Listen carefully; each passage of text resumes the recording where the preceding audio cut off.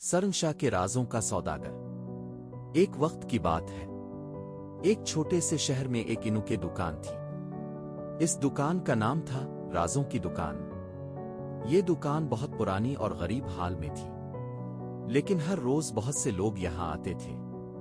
वो क्या खरीदते थे? कुछ खास चीज। लोग यहां अपने राजों को फरोख्त करते थे। हाँ, सही सुना आपने, यहां राजों की खरीदो फरोख्त होती थी। ये बहुत दिलचस्प बात है। इस दुकान का मालिक था सुफियान नाम का एक बुजुर्ग शख्स।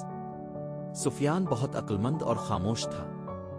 इसके चेहरे पर हमेशा एक रहसिमाऊ मुस्कुराहट होती थी। सुफियान के साथ काम करती थी सर नाम की एक होशियार लड़की। सर बहुत तकलीफों से दुकान की रखवाली करती थी। शहर का रईस हाजिक भी इस दुकान में आता था। हाजिक बहुत खुद गरज शख्स था।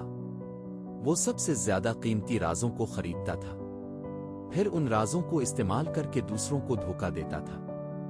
एक दिन हाजिक ने सुफियान से शहर का सबसे बड़ा राज खरीदने की दरखास्त की। ये राज था कि शहर के तमाम माल और ज़र कहाँ छुपे हुए हैं। सुफियान ने इनकार कर दिया। हाजिक बहुत गुस्से में आ गया। इसने सुफियान को धमकी दी।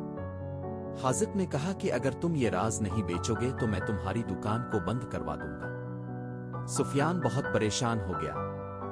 अब वो सोचने लगा कि क्या करे। सर ने एक शानदार मंसूबा बनाया। वो हाजिक के पास गई और कहा कि सुफियान ने वो राज बेचने का फैसला कर लिया है, लेकिन राज एक खास शर्त पर बेचा जाएगा। शर्त ये थी कि हाजिक को अपना सबसे बड़ा राज बताना होगा।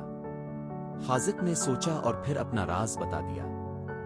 इसने कहा कि वो असल में एक बदमाश है और लोगों को हमेशा ठगता है।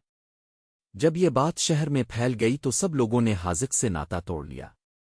सुफियान ने सर से कहा कि तुम बहुत होशियार हो। इस कहानी से हमें सीख मिलती